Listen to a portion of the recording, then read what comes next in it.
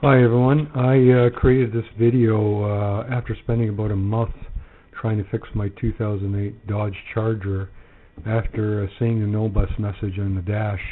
I went down a lot of dead ends, but there's a lot of information that I learned, a lot of things I learned about the car. So I'm going to go through all of those things and then tell you how I fixed it so you guys don't have to do the same thing that I had to do for a month.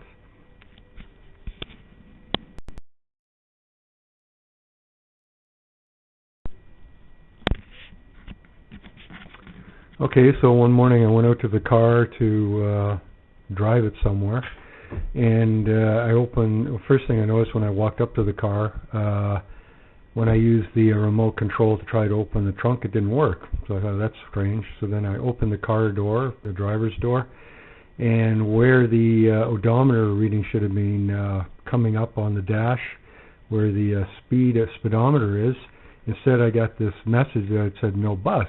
So I thought, okay, that's strange, but so what? So then I sat in the car, I put my key in the ignition, turned it to start it, and nothing happened. It didn't turn over, nothing. There was no dinging, no alarms, no nothing.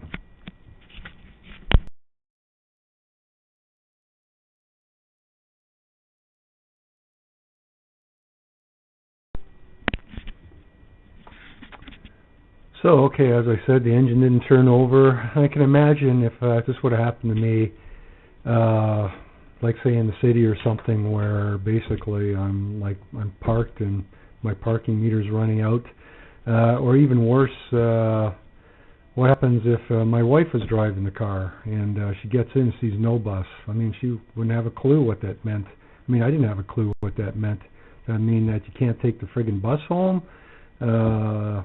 Or it's like you don't need to take the bus home. It's absolutely ridiculous. But anyway, so having some electrical education, I knew that what a bus actually meant.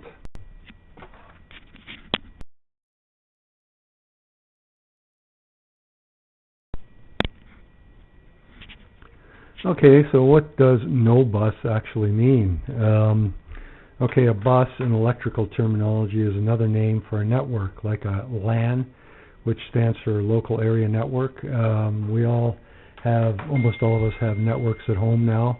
Most of those are Wi-Fi networks, but sometimes you can plug into your server with a cable, as shown here in the middle of the slide. But that's a network. So looks like all modern cars have networks today. And those networks consist of a single pair of twisted wires. In older cars, back in the 1980s when they first started putting computers in cars, there was a single engine control computer, and there was one pair of bus wires to a connector which was standardized in something called OBD2. It was called a diagnostic connector, and OBD stands for onboard diagnostics. But as cars started to evolve and get better, nowadays there can be well over 10 separate computer modules. And each one of those modules is connected to each other by this bus, which is a twisted pair of wires. So the problem could be in there.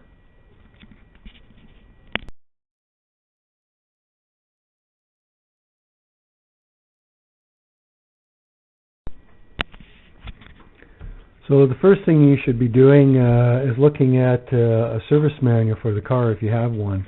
I bought one for this car a few years ago because my wife first bought it when she first bought it, and it was so inexpensive. I think it was less than $20, but you couldn't get it in a print copy. You could only get it in a soft copy, which was fine. And when I first got the manual and I opened it up, it just blew me away. It had almost 10,000 pages in this manual. I thought, well, that's great. I mean, everything should be described. So I went into the manual, and you can see on the slide here, I typed in on the search dialog box, I typed in no bus, and I figured, I'm going to find all kinds of information on no bus. I only found 2 references in the entire 9,528 page service manual. 2 references, and they were practically identical. And what they said was, if you look at the bottom, you have to, if you see the no bus message, you have to go do a diagnostic for lost communication with the front control module. And if that diagnostic doesn't work, then you're supposed to replace and program the powertrain control module. And that's all it said.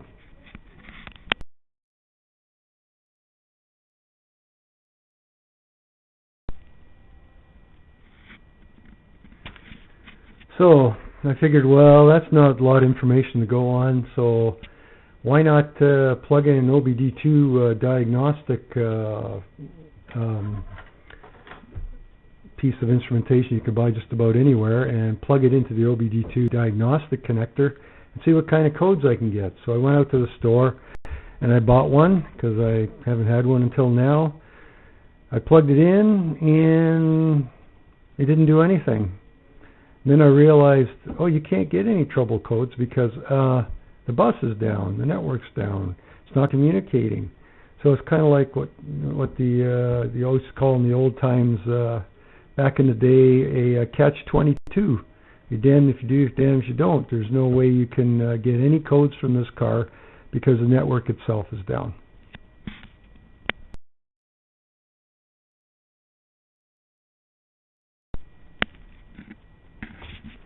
Well, not being satisfied with the pittance of information in the official Dodge Chrysler service manual, I did some research on Google and YouTube.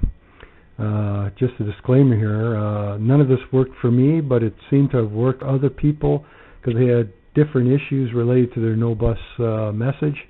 But so I went through every one of these, so I'll let you know what you can do if you have the same message. Number one, you first disconnect your battery and you short the leads on the battery overnight, they say, though I've also heard it'll be okay for about an hour, but you do it overnight, and that is supposed to drain all the capacitors, any kind of energy storage in the bus system and all the computers, and it's like a hard reset. So you do that and you put the battery back on and you see if your no bus message got away. Well, that it didn't go away for me. Now, just to let everyone know, when I first got the no bus message, it was kind of intermittent. I pulled a bunch of fuses and things and fooled around, and the car came back, and I did that on and off for a few days. And then I was gone somewhere, and the car actually did that, and I couldn't get it started. So I disconnected the battery, and for an hour I put it back, and it came back. I drove it home, and then it never came back again. So I had a few days of no bus, okay, and then that was it. It was all no bus. So to get back to the slide here, number two, you pull and reinsert all the fuses and relays, and I did that. There's a fuse box in the front, there's a relay box in the front, fuse and relay box in the back. You just disconnect the battery and you pull every one of those and you put them back just to make sure it's you got a good connection. That didn't work for me either, except for initially, but it wasn't really related to the problem, but I'll get to that later. Number three, you check the resistance between the two green CAN bus wires in the diagnostic connector, which in my car is located under the steering wheel. That center picture shows you where the pinouts are, and those two green pinouts, one is called the CAN bus high, one is called CAN bus low. You disconnect your battery, of course, and you take a multimeter and you measure resistance between those two wires. You're supposed to get 60 ohms. There's supposed to be two 120 ohm resistors in parallel, I think one in the FCM and one in the PCM. I'll get to what those mean later. And they come up to 60 ohms. So if one of those resistors is gone, or one of those computers is gone, it might show 120 ohms, which tells you that the PCM, which is the engine computer, might be bad. Well, I got 60 ohms, so there was nothing wrong there. The fourth thing that everyone says on Google and YouTube to do is to go find each computer module and unplug its bus connector.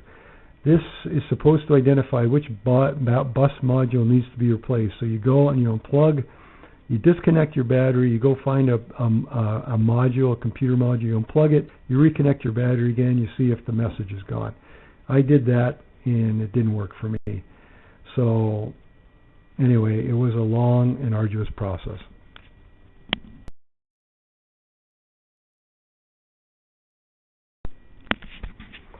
So as I said earlier, I did unplug every freaking module and basically disconnect, reconnect the battery at the same time. Couldn't find any issues with any of the modules, and you can see by this diagram here out of my almost 10,000 page manual, there's almost 30. You can theoretically have almost 30 modules in your car. I didn't have that many in mine because mine's a basic car, 2.7 liter engine that was a rental at one time, I think, but there were still plenty of modules. They're located in the steering wheel, the instrument cluster, center console, the driver's kick panel, the transmission tunnel, under the hood, under the car, in the trunk. I mean, you get the PCM module, the ABS module, TCM, ECM, FCM, SCM, blah, blah, blah, et cetera, et cetera. They're all connected by bus wires, and in my car, seemed like they're all still working, at least as far as I could tell. They didn't relieve the no bus message.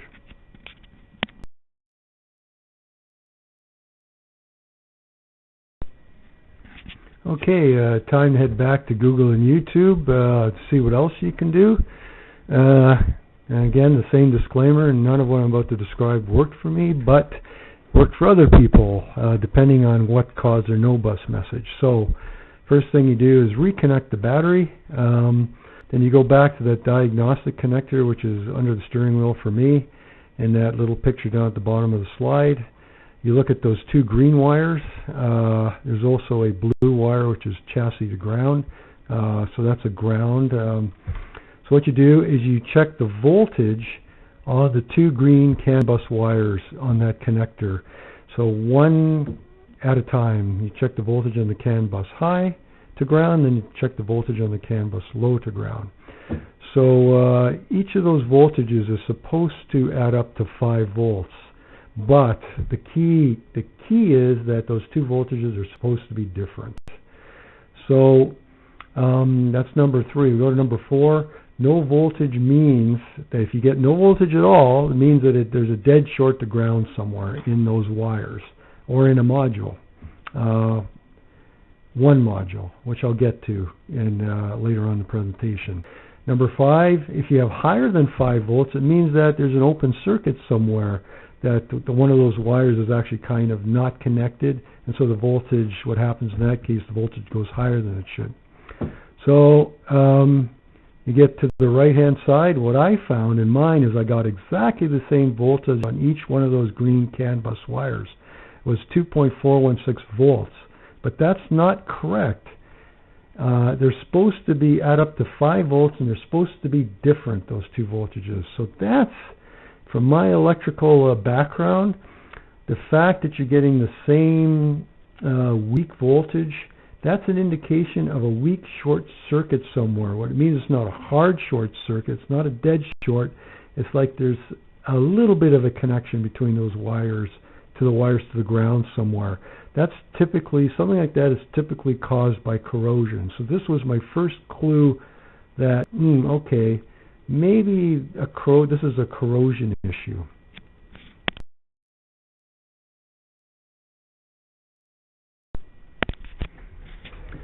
So, okay, so it's been a couple of weeks now, and I didn't have a car, and it was in my driveway. So, and I couldn't. I described earlier, I checked all the modules. Well, I hadn't checked all the modules by that point, but I identified all those modules. I couldn't lift my car. I didn't have a lift in my garage, and I didn't want to crawl under it, so I gave it to our family mechanic, and he's the electrical expert in this garage, and he's seen these issues before, or something like it before, stuff like it before. So he was able to lift the car. So he did a check. He did the checks on all the modules that I couldn't get at. The same kind of checks as I described earlier, where you disconnect the battery, pull out, find the module, unplug it, connect the battery, see if the no bus message goes away. He checked all the ones I couldn't get at, and he couldn't get that no bus message to go away. And he basically said he had never seen anything like what I had in my car. He told me he usually can get codes from any module, but again, like what I found, you couldn't get it without a bus working, without this bus working. He checked the wire harnesses. He saw a couple of mouse turds in there. He said, oh, maybe the mice have got in there, but he couldn't find any mouse or house or nibbles at all. They just kind of, parked under the hood for an hour or two, then left. He checked all the connectors, unplugged and replugged all the connectors. I'd done that with connectors as well, as many as I could get at. And then at the end, he gave up. Simple as that. Gave up.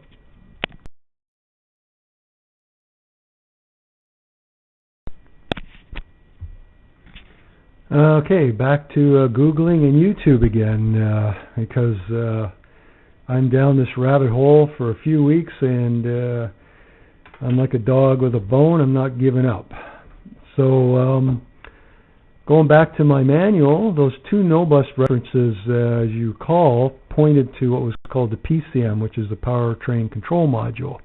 And that's actually the module that controls not only the engine, but also what my mechanic told me, the transmission.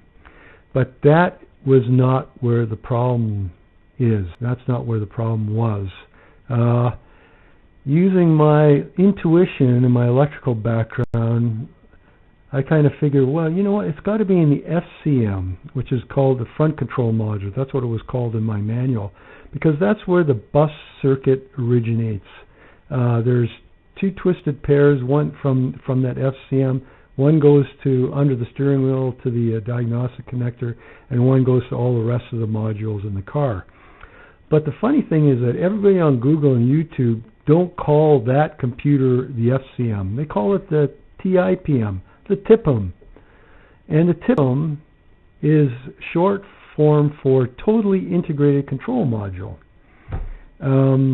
Okay, so that's where the bus circuitry, what I figure, must be located. It must be in that TIPM. You can't just replace a TIPM with another from a wrecking yard, because it has to be programmed to your car VIN number.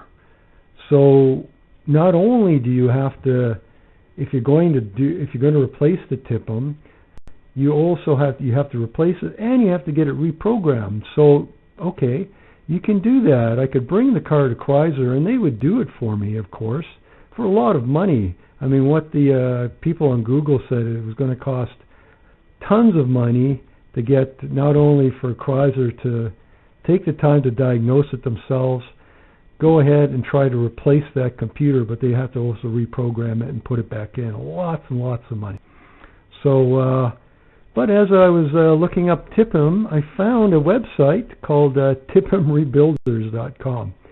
Smart guy who created that, and you see some of his Google or some of his YouTubes, how to take them out and put them back in, and you can get a rebuilt TIPM from him with this program to your VIN number, and it should work.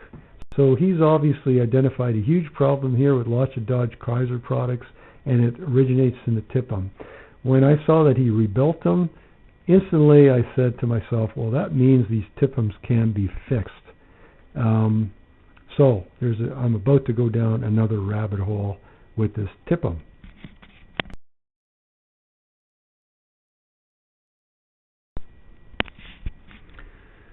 Okay, so as I said earlier, I'm going down the TIPM rabbit hole. And you can see in the picture here, that is the TIPM or FCM. I mean, there are two different names for it. Maybe there's even other names for it. But that's where it's located. So it's under the hood in a harsh area, and basically, I got nothing to lose.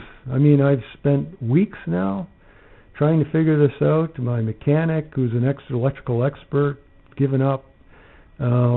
So basically, I know I can get another one from tipmrebuilders.com if I go down that route. So why not take apart mine and take a look at it and see if I can figure out what went wrong with it.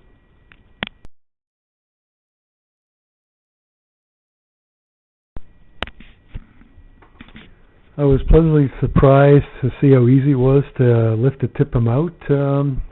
You have to first disconnect the red power cables that on the left-hand picture there, it's the red plastic cover with the positive sign on it. You pop that little red cover and you can unbolt that wire, heavy power wire. And the three yellow circles indicate where you have to kind of depress these plastic tabs in. The left-hand side you can do it by hand, but the right-hand side it's kind of easier to use a screwdriver.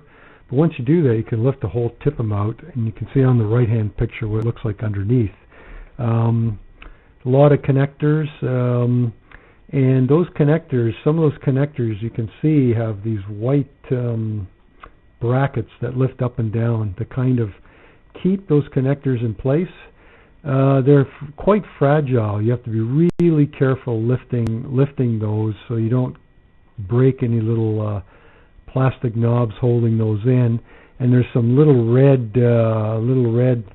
sliders on the side that you have to kind of slide up, then you can pull the whole connector out. Be careful, because it looked like somebody done it on mine before, and a couple of little knobs were broken, and when I took them out I broke a couple, and I managed to fix them. But the best thing to do is just be really careful when you're taking it out so that you don't break anything.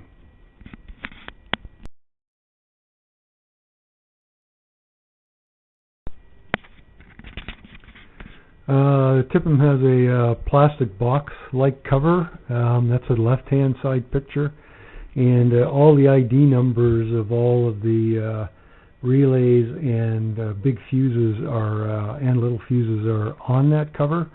What I recommend is, for the black relays, is that you scratch with a little screwdriver, a little sharp knife, scratch the number of each one of those relays.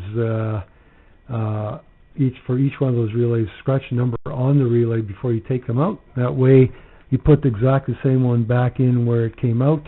The fuses aren't such a big deal. I didn't scratch any numbers on them. The colorful fuses are like bigger fuses, quite a bit, rated for pretty high amperage.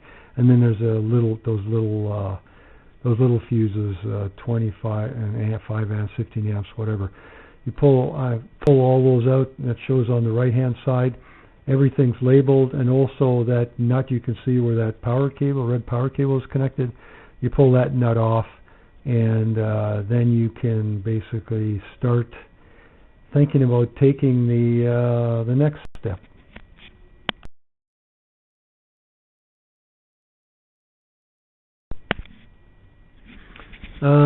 So that box cover that had all the labels for all of the fuses and relays, you can snap that off. You can see it on the left-hand picture. Quite easy to just snap it off without breaking anything. And then what I call the top, which is on the right-hand side, where all the fuses and relays plugged into, you need to remove that top after you remove all the fuses and relays. There are 3 plastic buttons actually holding on that top on. They were basically molded in place, so the thing wasn't meant to be taken apart by your local amateur like me. So I had to drill out those buttons, which I did very, very carefully. And so you only drill out the top part of the button without ruining the top, and that way you can proceed to the next step.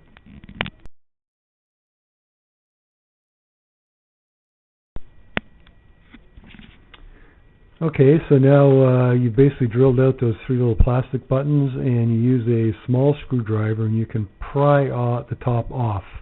And it's not too difficult to do, and you're not going to break anything. Just be careful.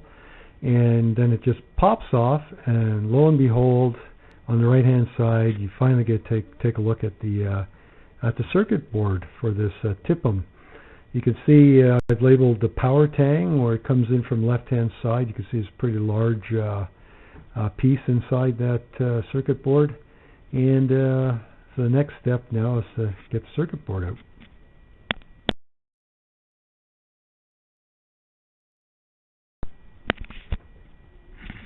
One thing you have to keep in mind is that when you're working with circuit boards like this, you have to make sure that there's no way you're going to have static electricity on you when you start handling the board.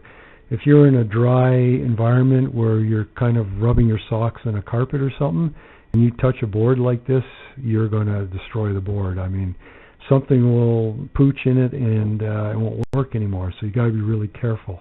If you can actually be in bare feet while you're handling a board like this on a hard floor instead of a carpet or something like that, you should be fine. So here you can see in the left-hand side picture, I removed the board, and you can see the bottom half of the board, what it looks like.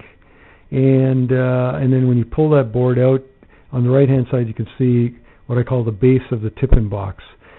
There are 3 yellow circles. Those indicate where the plastic buttons used to be.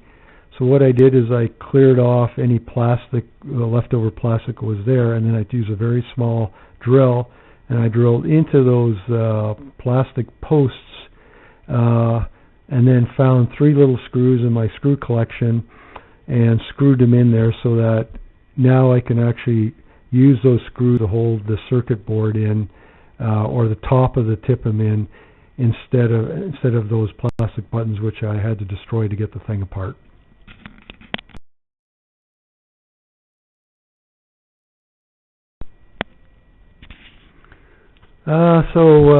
Finally had a good look at the circuit board, and look what I found.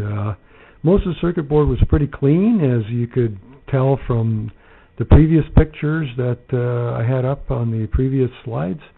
But the one corner of the board here was quite dirty, and you could see an integrated circuit there with all the tiny little connectors, and you could see other components in there.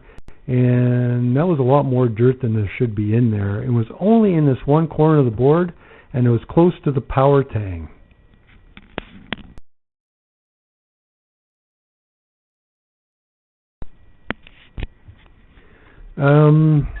So I proceeded to clean that circuit board. I had some switch and contact cleaner spray around, because I work on electronic things every once in a while. So what I was careful to do is I sprayed it from the center of the board outwards. So I was spraying the dirt away from the board, not towards anything in the center. So after quite a bit of spraying and cleaning, you can see what it used to look like on the right-hand side and what it ended up looking like in the middle picture there. It's a lot cleaner. And basically, that amount of dirt that I saw in there kind of indicated that, yeah, maybe there could be a corrosion problem, because look at all that dirt.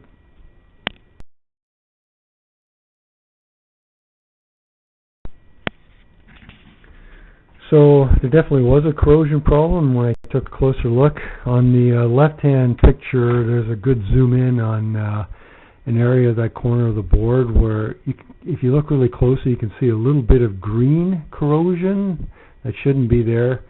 And after I sprayed it, so you can get a close look in the next 2 pictures. There's a capacitor that's where that green corrosion was, and then in the far right-hand picture, it zoomed in right into it.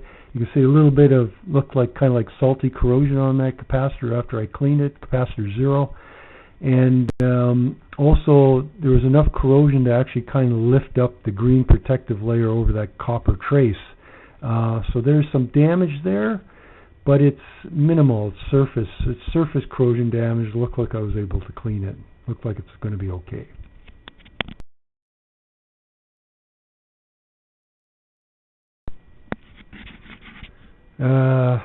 My son-in-law is a circuit board guy who works in a factory doing circuit boards, and he's a professional at this stuff. And he was here while I was taking this apart, and he, as well as pretty much everyone else, didn't think I'd be able to fix this problem, but he did recommend that I get some UV curing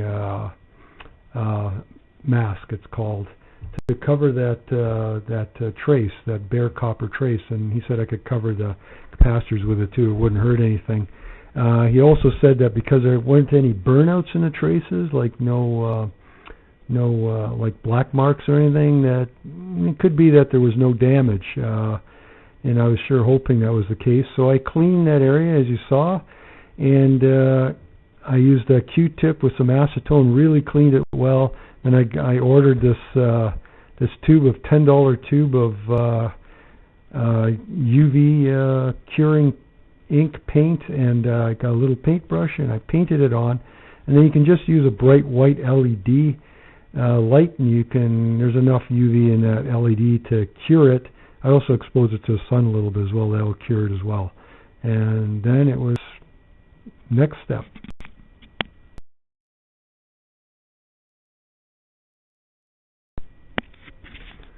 So the question has to be asked is, why was the corrosion there in the first place? I mean, most of the board was clean. It was just this corner of the board.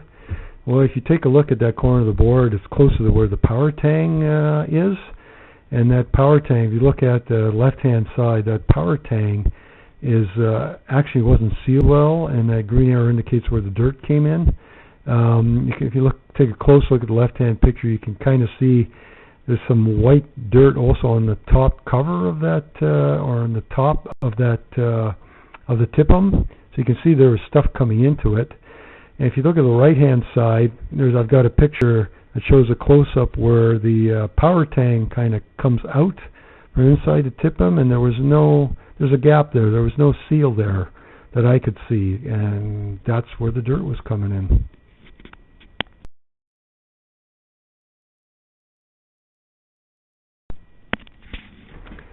So it surprised me that there were no seals there. There's no way that this TIPM would have been taken apart. The original plastic buttons were still in place, so nobody had ever taken this thing apart. But you can see in the two pictures where the yellow circles indicate there are gaps there, especially on the left-hand side. And you look at the left-hand side picture below that yellow circle, you can see traces of dirt there. You can actually see some corrosion around where that circle is, green where there was corroding, but that's on the outside of the tip and where the power tang is. On the right-hand side, that would have been pressing on top of the power tang. There was no seal there either. Both places look like there should have been a seal there, but either that seal completely disintegrated, but I didn't see any trace of it, or there was never a seal there in the first place. So it took quite a few years of dirt going in and some moisture, and it finally got to TIPM.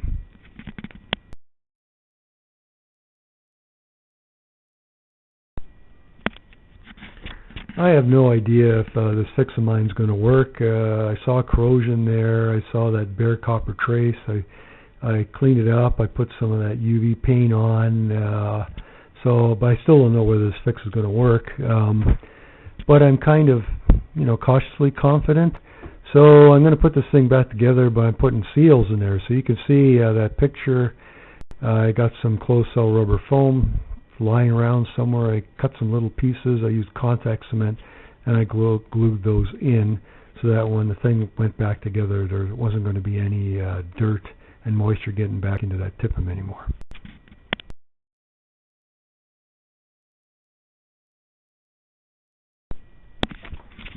So I reassembled everything, put the board back in, put the top back on the board, put those three little screws that I kind of fitted in place, put the fuses back in, put the numbered relays back into their spots, put the cover, snap the cover back on, and then fit it in place on the right-hand side into the engine compartment again. Plugged everything really carefully, all those connectors underneath, made sure everything was nice and solid so they don't fall out, and there you go. Was ready to go, but was it going to work?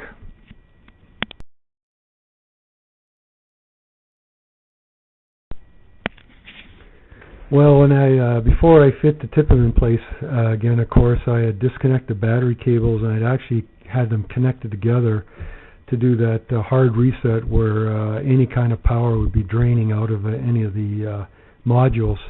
So I connected TIPM under those conditions. Once it was connected up under the hood, then I put the battery cables back on, and I opened the door of the car, and I looked at the dash, and I'm just waiting for that no bus message come up.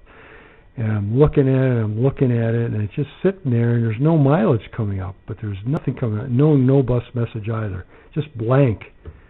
I said, holy cow. So I sat inside, put my key in, turned the ignition, and boom, it started, and then the mileage came up, and I was like, I jumped out of the car and did a little jig. It was like, wow, eureka, man, it worked. A month it took me to fix this thing, and there you go. So here's all the steps I took to get to this place. And if you have similar problems, I hope this helps you, and good luck. Take care, and all the best.